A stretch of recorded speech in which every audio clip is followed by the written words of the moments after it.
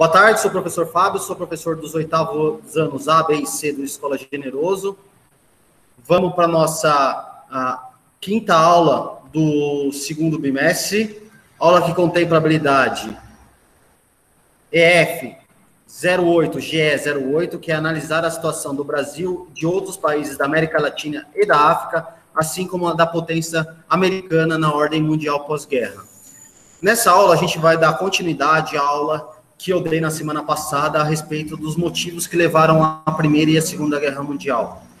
O que a gente vai contextualizar? Os desdobramentos. Desdobramentos esses que vieram após, principalmente, o mundo ser dividido em dois, entre o mundo capitalista e o mundo socialista, no chamado mundo bipolar, entre os Estados Unidos, que comandavam o mundo capitalista, e a União Soviética, que implementava o mundo socialista no Oriente do planeta.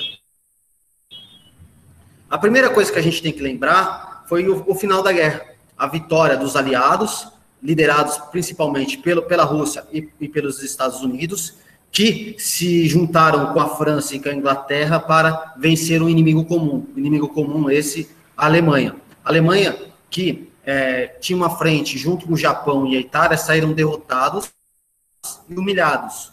Seus líderes, Hitler se matou, assim diz a história, há controvérsias.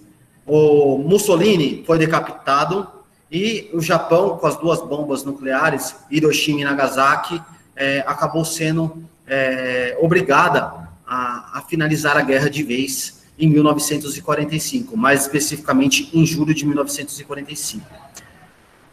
Conclusão: com a vitória dos aliados, vai se tornar duas grandes potências. Vão fortalecer dois campos distintos. A ideia americana de você criar e retomar o capitalismo de uma maneira mais ampla no mundo, e a ideia do socialismo, que é a ideia de igualdade, das pessoas serem iguais, que vai dominar principalmente o leste europeu, assim como a Rússia. Também temos um grande problema, que vai ser como o mundo vai lidar com as questões do Oriente Médio, com aquela questão dos judeus que foram mortos, a busca dos judeus pela sua terra, a retomada das terras que para os judeus são santas, que é em Israel. Como o mundo vai tratar essas questões que foram amplamente divulgadas e exacerbadamente expostas na Segunda Guerra Mundial. Lembre-se, a gente está falando de quase 5 milhões de judeus que foram mortos na Segunda Guerra Mundial. Não só mortos, eles foram colocados em diversos campos de concentração e exterminados. O mundo, naquele momento, queria dar um novo rumo para o povo que é remanescente dos judeus. Foi aí que a ONU, uma organização criada em 1948, vai fundar as bases para o nascimento de um novo país. Um país esse que vai se chamar Israel, que vai ficar fincada onde eram as terras dos hebreus, na época de Moisés e também de Josué. Terras essas que é tida como terras sagradas, é a menor porção de terra no mundo, onde se tem disputas gigantescas, terras que são disputadas por islâmicos, muçulmanos e também pelos cristãos. Terras que foram, ao longo das cruzadas, entre 1100 e 1500, alvos de muita disputa, e que agora são novamente colocadas na mesa para serem disputadas entre aqueles que estão lá e os judeus que querem as suas terras de volta. Ou seja, algo muito mais além do que o século XX, algo que está fincado na história humana, e principalmente na história das religiões. Todas as religiões, seja ela a judeu, a muçulmana, a islâmica e a cristã, todas elas têm um porquê de estar ali. Seja ela cristã, por ter sido o local onde Jesus Cristo foi crucificado, seja ela a islâmica, onde Maomé subiu aos céus, assim como os muçulmanos têm essa peculiaridade da questão do Maomé, e também dos judeus, que têm aquela terra como a terra de Abraão, que foi dada por Deus para Abraão, para ele viver com os seus filhos, inclusive a questão do Isaac, que quase foi sacrificado naquele local. Ou seja, é uma terra extremamente disputada e que, após a Segunda Guerra Mundial, vai ser dividida em dois, entre os judeus que retornam à sua terra, ou, na visão deles, na sua terra, a gente também tem que pensar que ali já tinham outras pessoas, e os paquistaneses, esses paquistaneses que estavam ali e que foram colocados a oeste para dar lugar aos judeus. Ou seja, após a Segunda Guerra Mundial, você tem ainda mais outros conflitos a serem resolvidos. Além, é claro, da disputa entre capitalismo, socialismo, Estados Unidos e União Soviética. Ou seja, desdobramentos fundamentais que vão permear o mundo após 1945. No contexto aqui das Américas, principalmente, a gente tem o Brasil, que na última hora se aliou aos Estados Unidos. Durante toda a guerra, o Brasil meio que namorou o nazismo e também o Mussolini, a ideia da Itália, a ideia japonesa, de algo mais imposto. E no fim da guerra, o Brasil se aliou aos Estados Unidos e ficou ao lado dos americanos e lutou no final da guerra. Ou seja, quis só os espólios após o resultado. Tivemos aqui nas Américas também a questão do capitalismo sendo preponderante. Por quê? Porque assim que o Brasil ele se engaja no final da Segunda Guerra Mundial, ele abre caminho para o capitalismo ser implementado aqui no Brasil. Capitalismo esse que é comandado pelos americanos. Isso vai gerar bolhas e bolhas. Por quê? Porque aqui, nas Américas, vão criar várias ditaduras. Várias ditaduras para quê? Para que não ocorra o socialismo que aconteceu no leste europeu. A gente vai lembrar em 1959, por exemplo, a questão de Cuba. Cuba que vira socialista a contragosto dos americanos e vai gerar diversos problemas com os outros países que acabam sendo influenciados diretamente pelos americanos para não se tornarem socialistas, assim como Cuba. Cuba passa a ser a pedra no sapato dos americanos.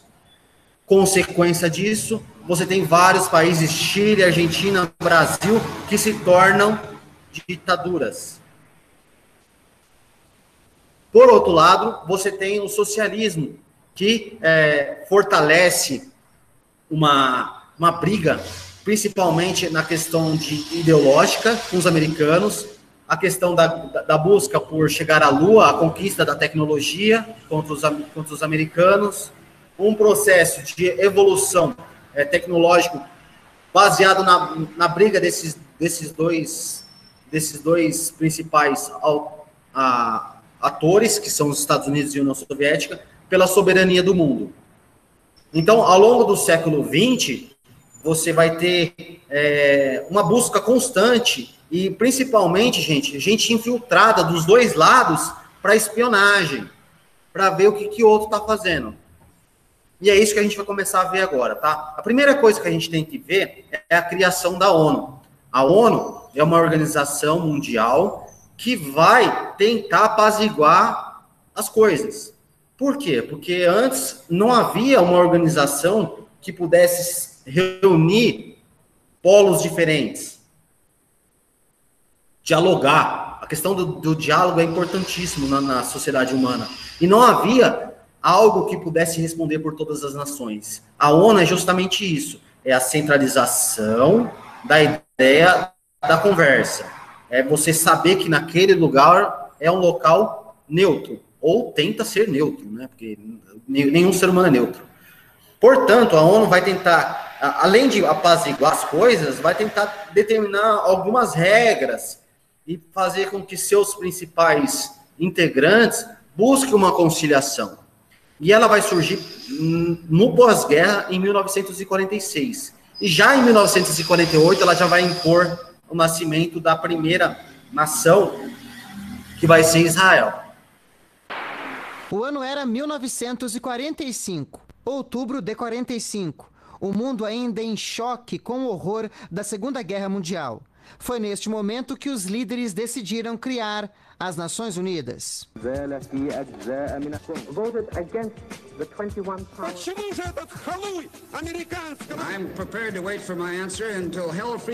Paz, desenvolvimento econômico e social, respeito aos direitos humanos. O DNA da ONU foi o multilateralismo, a participação de todos nas decisões, nos rumos da humanidade. Dag Hammarskjöld is dead.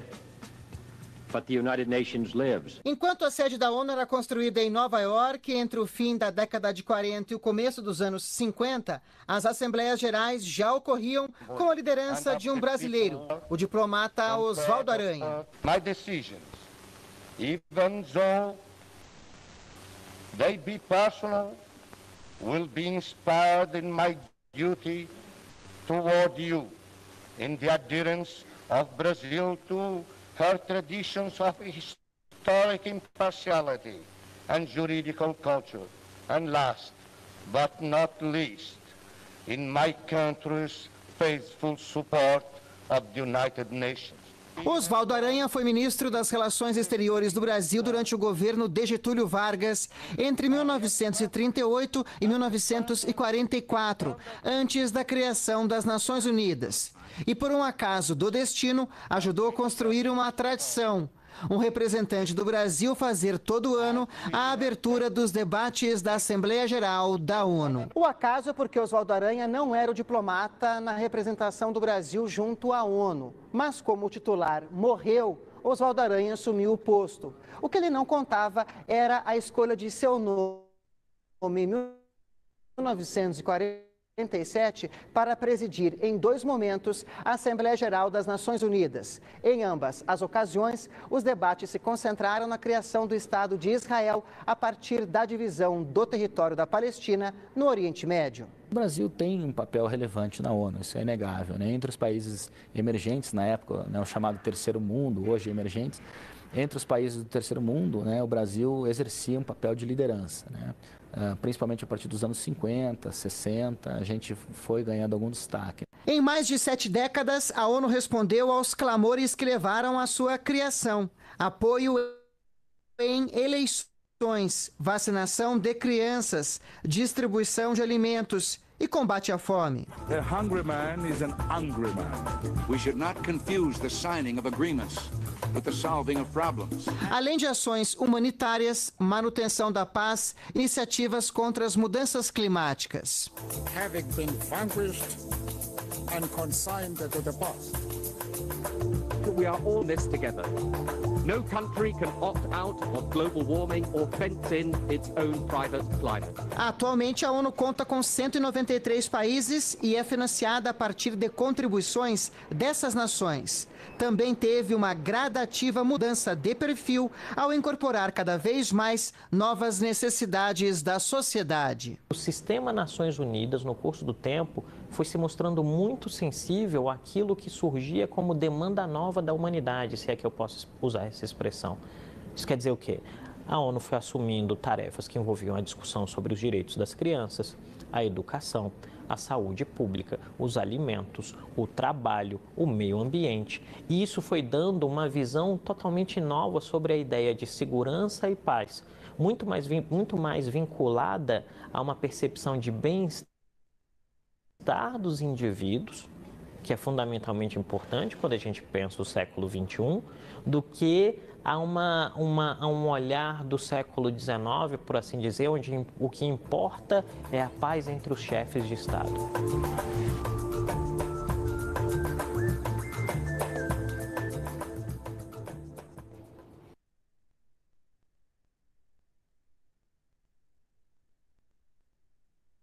Você está mutado, professor.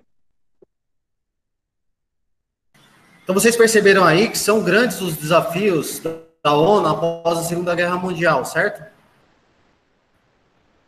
Sim, professor. Agora, eu vou passar um segundo vídeo que vai falar sobre a criação do Estado Judeu, ou seja, Israel. partir de 1945. Prestem atenção, por favor. Professor, posso fazer uma pergunta? Claro. Essas essas aulas que você está passando da Guerra Mundial, você vai passar uma prova depois ou atividade normal? É que eu não prestei muita atenção quando você falou. Atividade normal. Atividade avaliativa normal. Tá bom, obrigada. Na segunda... Só um minutinho, eu vou passar o vídeo aqui.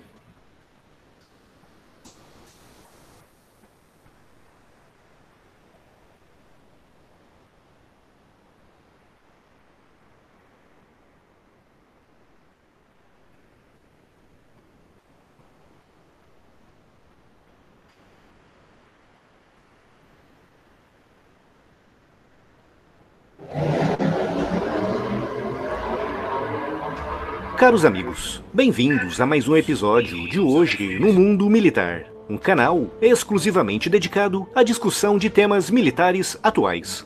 Neste vídeo falaremos sobre a criação do Estado de Israel, um evento que ocorreu neste dia, 14 de maio do ano de 1948, há exatamente 70 anos atrás. Todos os dias são destacados e debatidos temas importantes do mundo militar no Twitter do canal. Por isso, se você quer estar sempre atualizado, siga-nos também por lá. O link do Twitter está aqui na descrição. E se você gostar do vídeo, não se esqueça de deixar a sua curtida e de compartilhar, pois isso ajudará muito no crescimento do canal. No final de 1922, no rescaldo da devastação causada pela Primeira Guerra Mundial, o outrora gigantesco Império Otomano foi desmembrado, resultando na Turquia, com as fronteiras que conhecemos atualmente, e também numa série de pequenos territórios espalhados por todo o Oriente Médio. E foi com o objetivo de garantir uma transição segura desses novos territórios para a independência, que em 1923 a Liga das Nações decidiu dividir aquela área entre a França e o Reino Unido, com os britânicos recebendo a responsabilidade de administrar temporariamente áreas que hoje correspondem a Israel, a Jordânia, ao Iraque, ao Irã e à Arábia Saudita. E dentro dessa área de influência britânica, foi criado o chamado Mandato Britânico para a Palestina, com mais de 120 mil quilômetros quadrados, e que incluía o que é hoje Israel, a Jordânia e partes do Iraque. E em 1937, 14 anos após o estabelecimento do mandato britânico, tiveram início os trabalhos para a definição das fronteiras e para a saída do Reino Unido da região. O objetivo desse trabalho era a criação de um estado para os judeus e um ou mais estados para os árabes que viviam naquela área. Esses trabalhos prolongaram-se durante muitos meses, mas as dificuldades técnicas e legais eram avassaladoras. Os britânicos estavam numa situação realmente complicada, pois queriam sair da Palestina, mas não podiam simplesmente virar as costas. Mas em setembro de 1939, tudo mudou com o início da Segunda Guerra Mundial, e os trabalhos da Comissão Britânica para a partição da Palestina foram interrompidos. Quando a Segunda Guerra Mundial terminou, o Reino Unido, apesar de vitorioso, estava completamente devastado e com a sua economia arruinada. Por isso, se antes da guerra já era importante sair da Palestina, em 1945 os britânicos viam como vital e urgente abandonar aquela região para que pudessem se concentrar na reconstrução do seu próprio país. Nessa época, muitos judeus, fugindo da perseguição nazista na Europa, já tinham se estabelecido na Palestina, o que fez crescer ainda mais a necessidade de se criar na região 2 ou mais estados, com um deles específico para a população judaica. A imigração de judeus para a Palestina nos anos a seguir ao fim da guerra atingiu uma proporção tal que os britânicos foram obrigados a fechar as fronteiras da Palestina, criando campos de detenção provisórios na ilha de Chipre, para onde os judeus que tentavam entrar eram enviados. E para piorar ainda mais a situação para os britânicos, intensificou-se nessa época os confrontos entre grupos paramilitares judeus e árabes. Em 1946, as lutas nas ruas das cidades na Palestina entre grupos paramilitares judeus e árabes eram frequentes, bem como atentados a bombas executados por ambos os lados.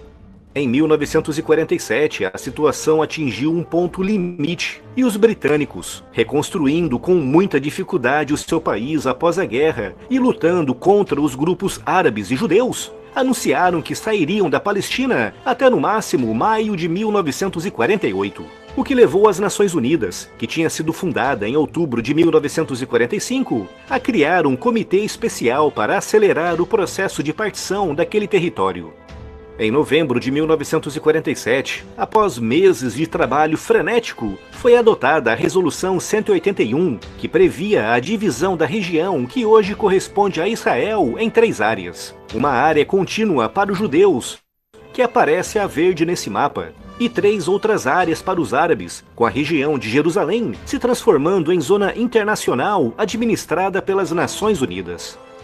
A Agência Judaica para a Palestina aceitou a partição, mas os árabes rejeitaram, com os líderes das nações árabes vizinhas declarando que não aceitariam a criação de um Estado judeu. Isso levou a uma guerra civil naquela região, que começou em novembro de 1947 e se prolongou até maio de 1948, envolvendo grupos paramilitares judeus e árabes, bem como as tropas britânicas que ainda tentavam manter um pouco de ordem na Palestina. De acordo com declarações prévias, o Reino Unido sairia da região de forma oficial no dia 15 de maio de 1948, encerrando de forma definitiva o mandato britânico da Palestina. E por isso os israelenses, que ainda estavam no meio de uma guerra contra grupos paramilitares árabes, decidiram que avançariam com a independência da região no dia 14 de maio daquele ano. David Ben-Gurion liderava o grupo de personalidades e políticos judeus que defendia essa declaração de independência, tendo ficado sob a responsabilidade desse grupo revisar e publicar o texto final do documento de independência. Inicialmente, esse grupo defendia a manutenção das fronteiras estabelecidas pela ONU na Resolução 181, desde que os países árabes não atacassem Israel e que a guerra interna terminasse. Ou seja, Israel se colocou em posição de aceitar a criação dos países árabes na região, conforme estabelecido no ano anterior, com a contrapartida de que não houvesse guerra. Como a independência foi declarada um dia antes do fim oficial do mandato britânico sobre a Palestina, o evento foi mantido em segredo até a manhã do dia 14 de maio de 1948. Os convites para 250 personalidades e políticos judeus foram distribuídos na manhã do dia da declaração, com o local escolhido tendo sido o Museu de Tel Aviv. A independência foi oficialmente declarada no dia 14 de maio de 1948, às 16 horas, por David Ben-Gurion, durante um pronunciamento de 15 minutos, transmitido ao vivo por rádio. No final da cerimônia, a Filarmônica de Israel tocou o Hatikvah, Esperança em hebraico, uma música baseada num poema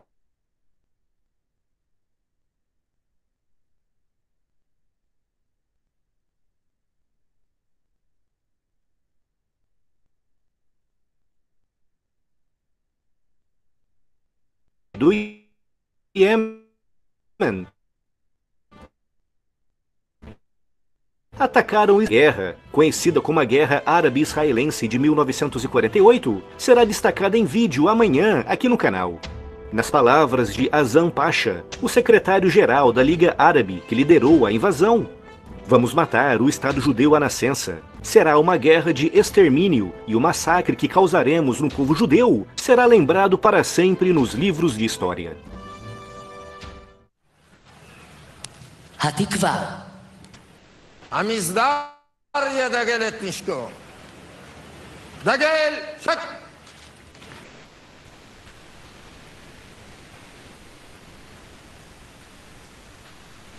Em zona internacional administrada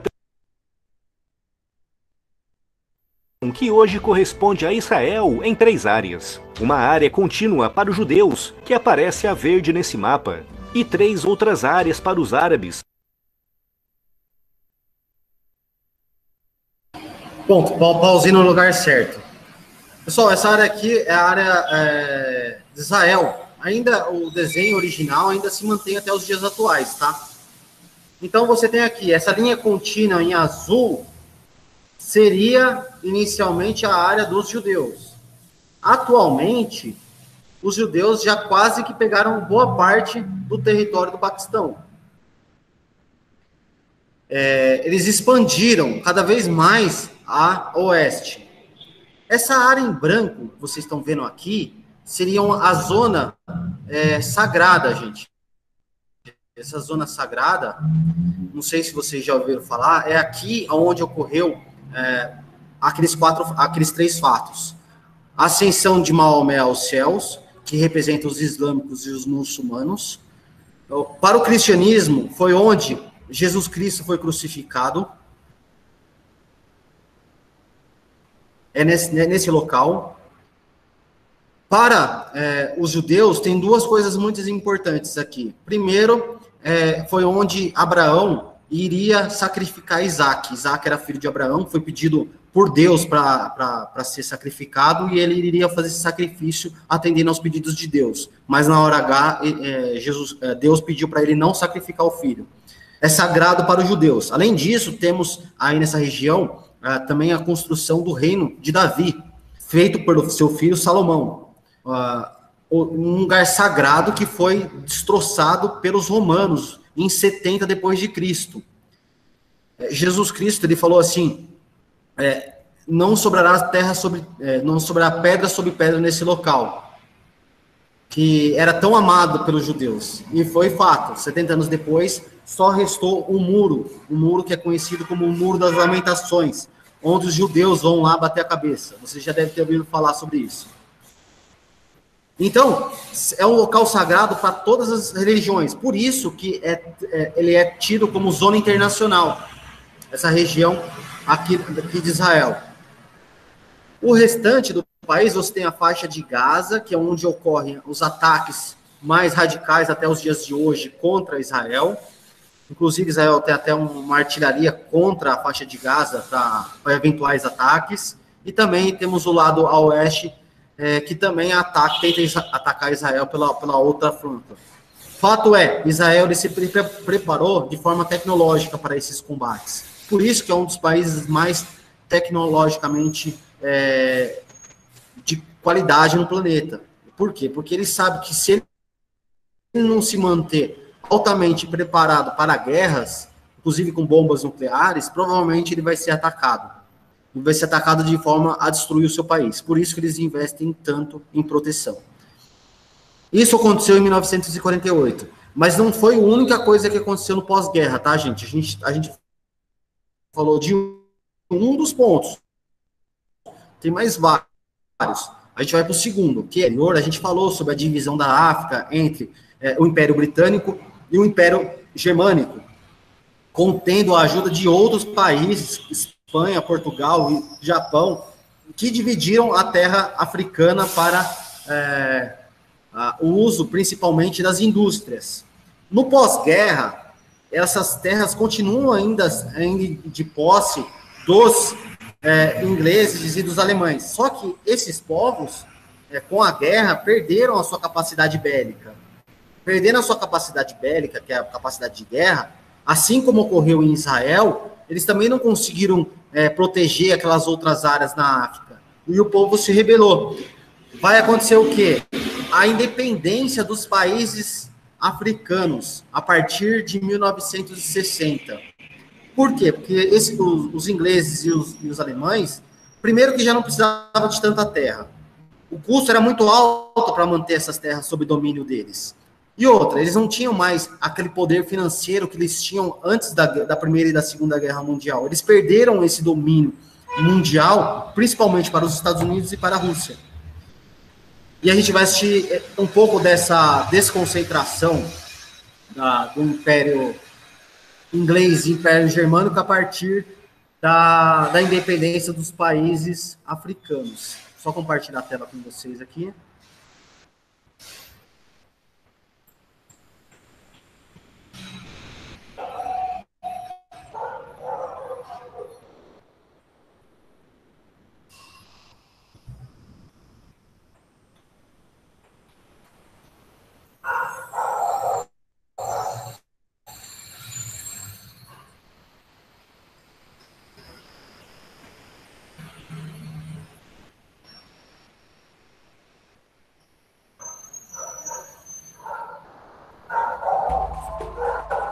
A descolonização da África e da Ásia. Qual o significado de descolonização?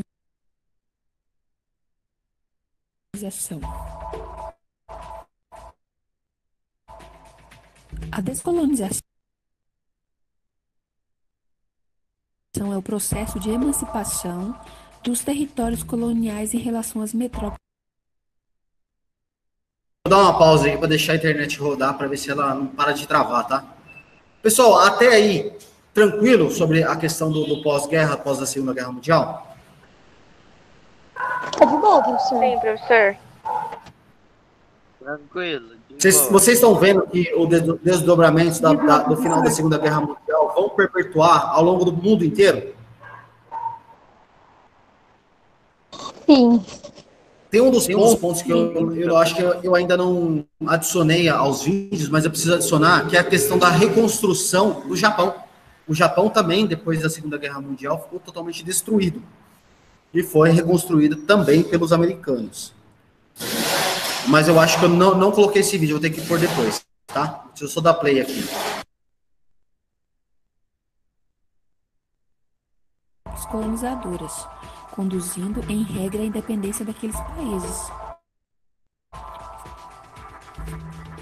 O processo de descolonização da África começou a ganhar forças após a Segunda Guerra Mundial. O continente africano foi colônia de potências europeias até a segunda metade do século XX. Sua independência se deu pela ocorrência da Segunda Guerra Mundial, que aconteceu entre 1939 e 1945. Um acontecimento que envolveu muitos países, entre eles nações europeias que detinham territórios de exploração no continente africano. Após o conflito, a Europa ficou bastante debilitada no âmbito político e econômico. O enfraquecimento das nações fez ressurgir movimentos de lutas pela independência em todas as colônias africanas e asiáticas.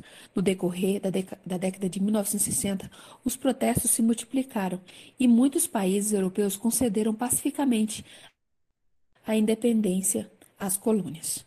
Porém, a independência de alguns territórios se efetivou depois de prolongados confrontos entre nativos e colonizadores. As antigas colônias se transformaram em países autônomos. No entanto, a partilha do território foi realizada pelas nações europeias que não consideravam as divergências étnicas existentes antes da colonização. Desse modo, os territórios estipulados pelos colonizadores separaram povos da mesma característica histórico-cultural e agruparam etnias rivais. Tal iniciativa produziu instabilidade política, que resultou em diversos conflitos entre grupos étnicos rivais. Diante dessa situação, as minorias continuaram sendo reprimidas por grupos majoritários, assim como acontecia no período colonial. O continente está atualmente fragmentado em 53 países, o continente africano. A incidência de conflitos tribais e neocoloniais dificulta a instabilidade política e econômica da região.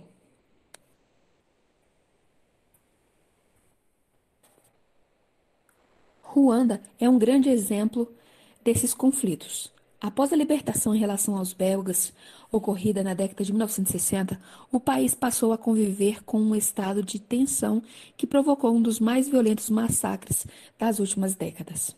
Algum tempo após a independência de Ruanda, a etnia Hutu chegou ao poder e passou a acusar a etnia Tutsi de traição por ter colaborado com os dominadores durante a fase colonial. O resultado foi um grande massacre de aproximadamente 1 milhão de ruandenses entre Tutsi e Hutus, talvez e também acusados de traição. Esse genocídio ocorreu em 1994 e é uma grande marca desse processo de descolonização da África e também da Ásia.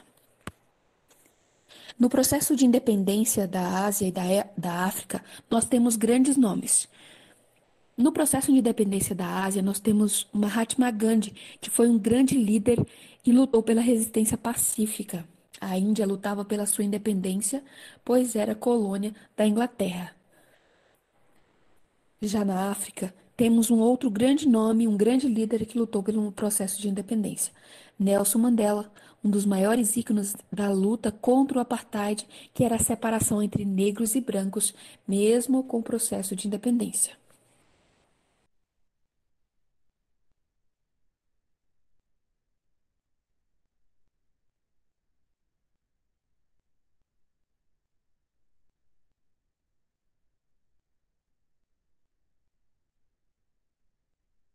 Pessoal, vai ter uma aula que eu só vou falar sobre Nelson Mandela, aí vocês vão ver meu olho brilhar. A história de Nelson Mandela é simplesmente espetacular. Para quem não conhece, vou fazer uma aula só sobre ele, tá? Faz, pai, não queria saber dele. Eu já ouvi falar. Eu juro para vocês que vai ser uma das melhores pessoas que vocês vão conhecer na história humana. Porém, vamos continuar falando sobre o final da Segunda Guerra Mundial. Lembre-se, por que a Inglaterra e a Alemanha abriram mão de tantos países que eles lutaram tanto para conquistar ao longo das décadas anteriores? Porque faltava recursos. Por que faltava recursos? Porque tivemos 2 guerras mundiais, uma na sequência da outra. E na Segunda Guerra Mundial, tivemos o agravamento, principalmente do vencedor. Quem foi o vencedor? Os britânicos. Os britânicos ganharam a guerra sobre os alemães. Mas teve um pequeno problema aí. Os britânicos, para conquistarem essa vitória, tiveram que pegar empréstimos, muitos empréstimos com os americanos. Em determinado momento, a Inglaterra, o Reino Britânico, quase perdeu a guerra. Os alemães quase ganharam a guerra. Era necessário muitos e muitos empréstimos com os americanos. Os americanos eles vão entrar na guerra por 2 motivos. Primeiro, porque eles foram atacados em Pearl Harbor, que era uma base americana no Oceano Pacífico, foram atacados pelos japoneses em 1942. E o segundo motivo que eles foram atacados tem a ver com o pagamento daquela dívida efetuada pelos britânicos. Eles queriam esse dinheiro de volta. Eles queriam que os britânicos pagassem a conta das guerras. Foram muitos armamentos enviados para os britânicos se manterem na guerra. Foram muitos empréstimos feitos. Era necessário que os americanos entrassem na guerra para ajudar os britânicos a vencerem a guerra, para conseguirem ter seu dinheiro de volta através de pagamentos.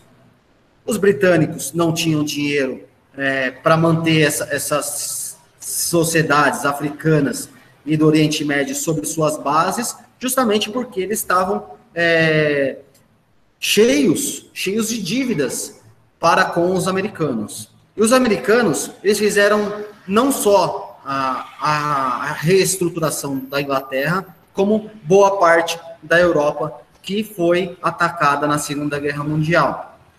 Fizeram planos econômicos para restabelecer a ordem, planos que respeitavam seus limites até Berlim, até a cortina de ferro com a União Soviética, mas que propunham o capitalismo como fonte principal para a reestruturação desses países destruídos na Segunda Guerra Mundial.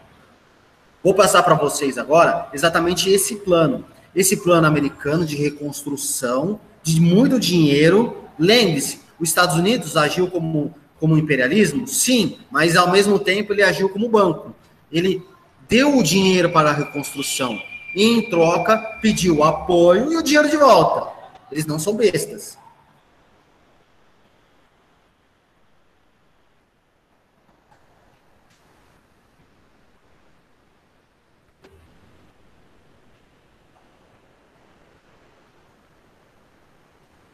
A Europa estava em ruínas após o fim da Segunda Guerra Mundial, mas um ousado plano de recuperação econômica transformou completamente aquele continente pelas décadas seguintes.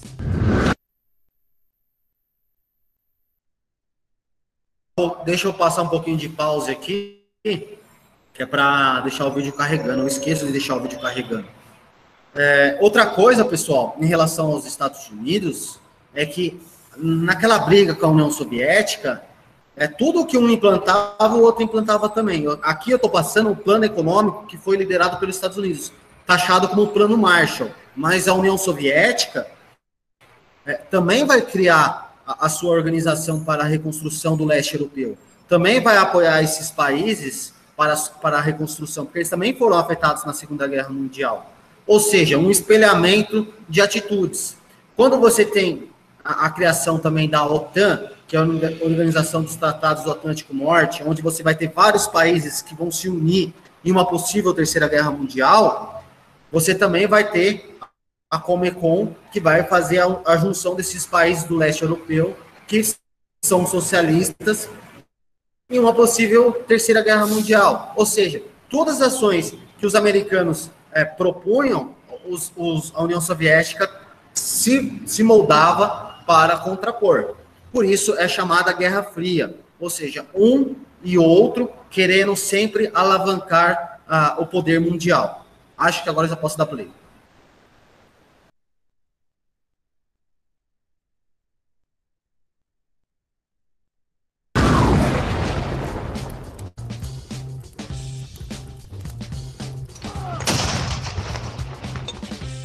Fica comigo aqui até o final, mas se você for novo, já clica nesse botão aqui e se inscreve na Sala de Guerra.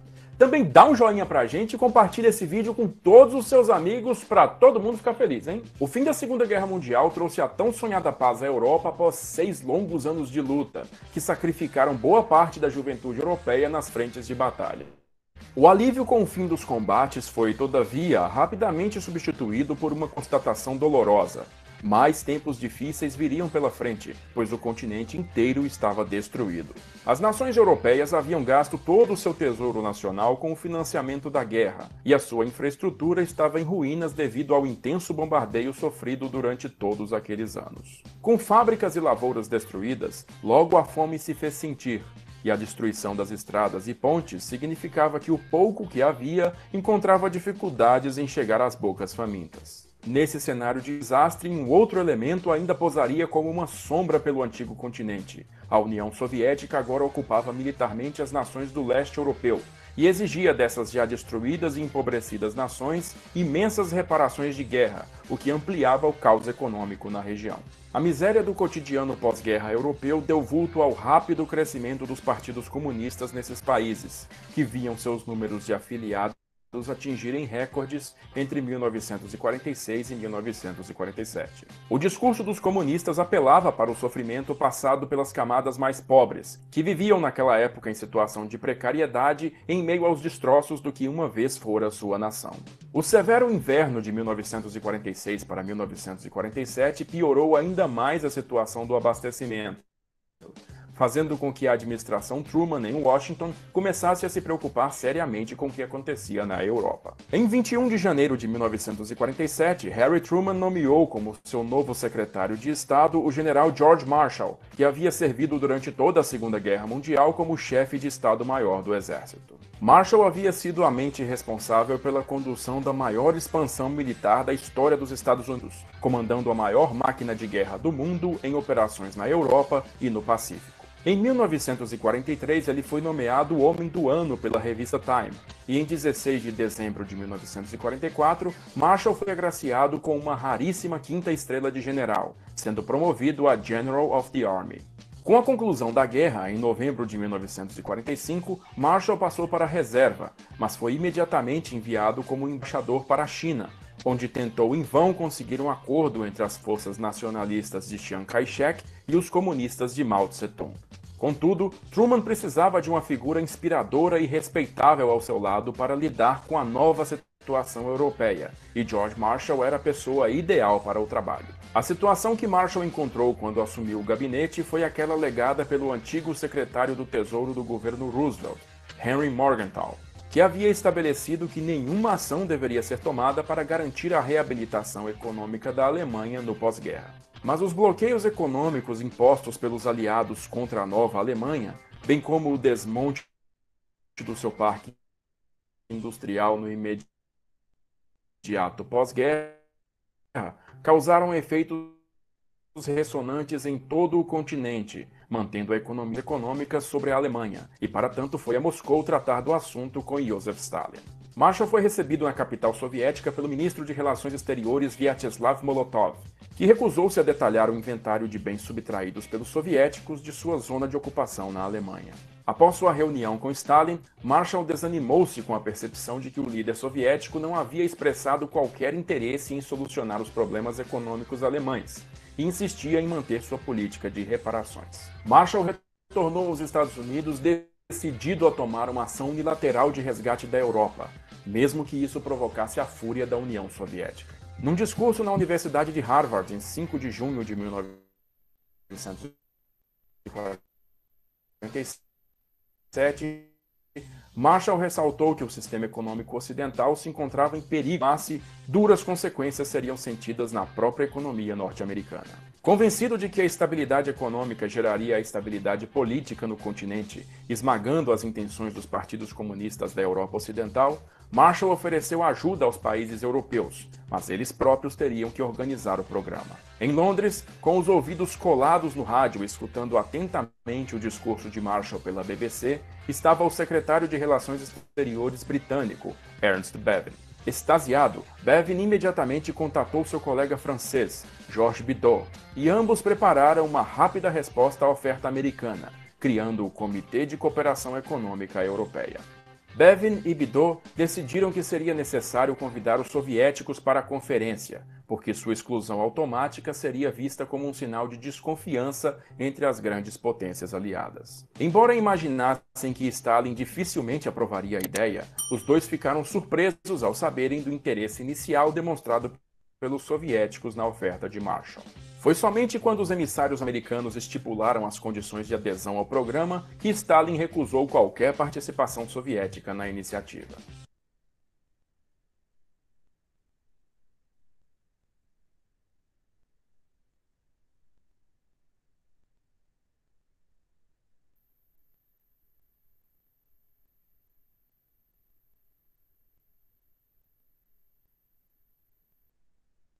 Marshall havia estipulado que, para receber o crédito, os países deveriam se comprometer com ampla cooperação econômica com os Estados Unidos, e também que a plena extensão dos benefícios à Alemanha era um item inegociável do plano. Em 12 de julho, uma grande conferência europeia foi realizada em Paris, onde os representantes nacionais deveriam assinar um termo formal comprometendo-se às condições americanas para a concessão do crédito.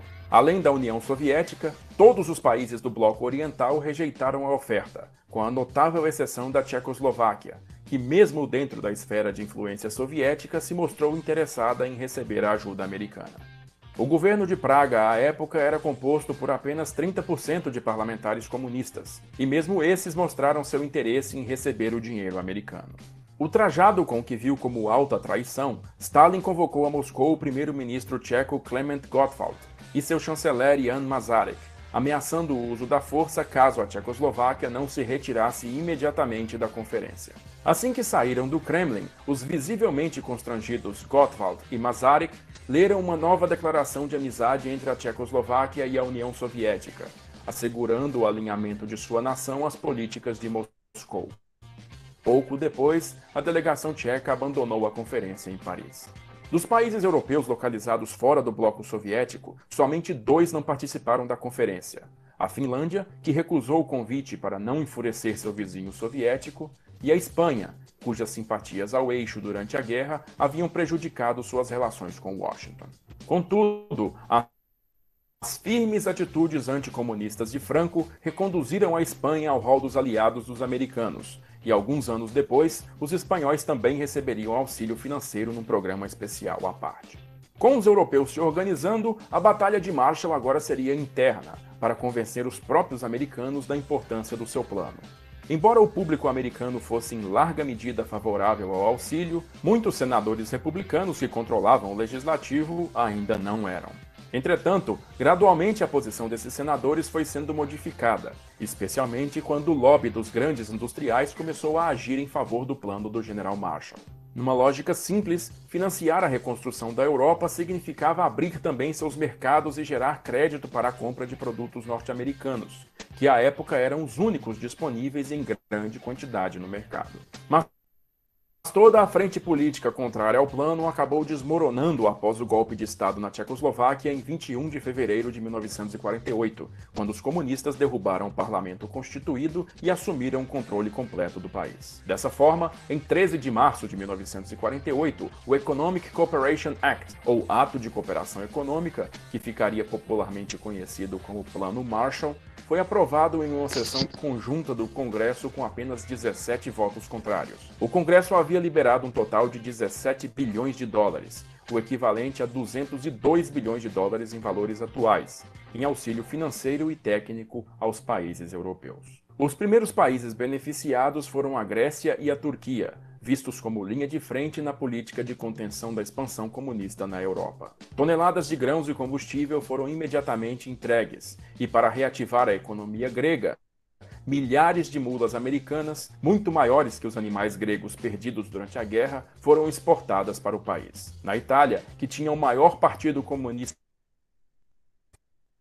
do mundo fora do bloco soviético, o crédito ativou todo o núcleo industrial do norte do país, em Milão e Turim. A Fiat, que teve suas instalações duramente bombardeadas durante a guerra, renasceu das cinzas com a aquisição de modernas máquinas operatrizes vindas de Detroit e Pittsburgh, transformando-se num gigantesco complexo automobilístico exportador nas décadas seguintes, um dos maiores do mundo.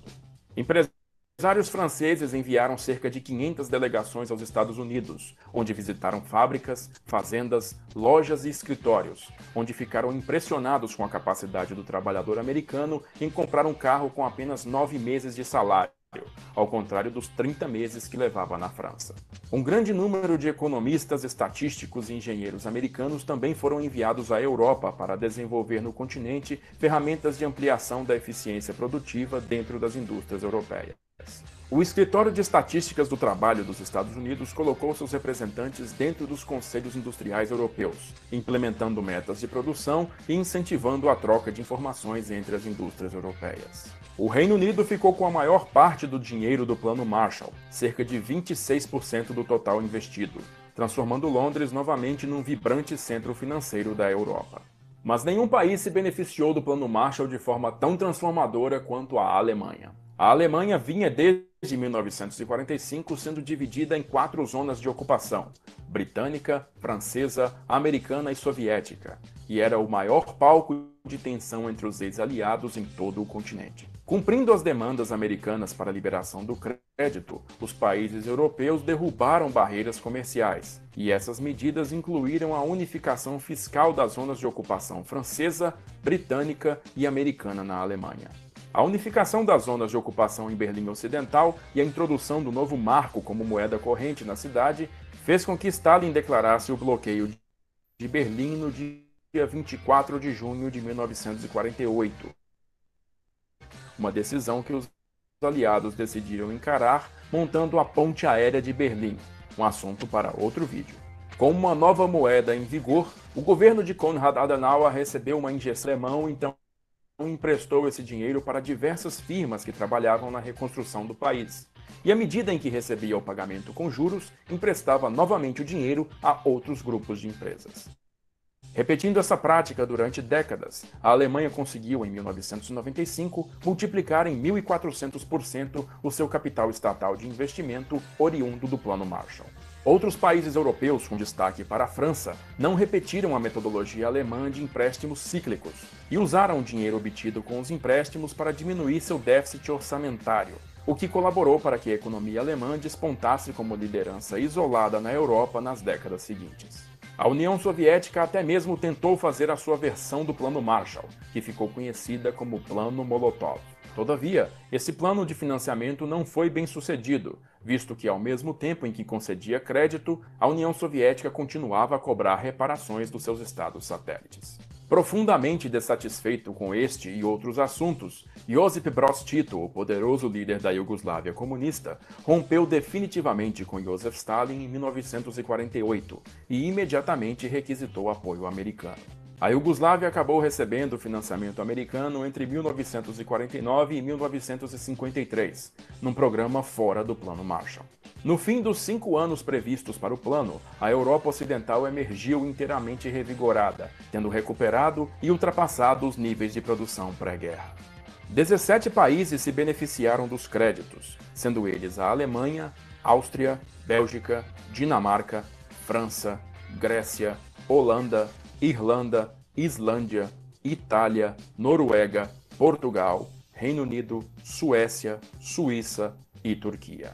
Naquele período, a fome e a miséria do imediato pós-guerra foram eliminadas, reduzindo o descontentamento social e trazendo a estabilidade política para o continente. A influência comunista na Europa Ocidental foi vastamente reduzida e os partidos comunistas desses países lentamente caíram na obscuridade.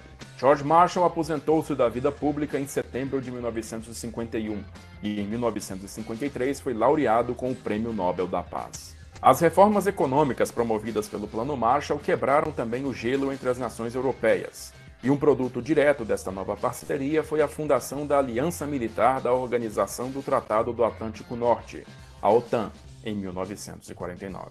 Ao mesmo tempo, o plano aprofundou a crise política entre os blocos ocidental e oriental e dividiu definitivamente a Europa em dois mundos diferentes. Dois modelos sociais e econômicos opostos, que se bateriam incessantemente pelos 40 anos seguintes. E aí,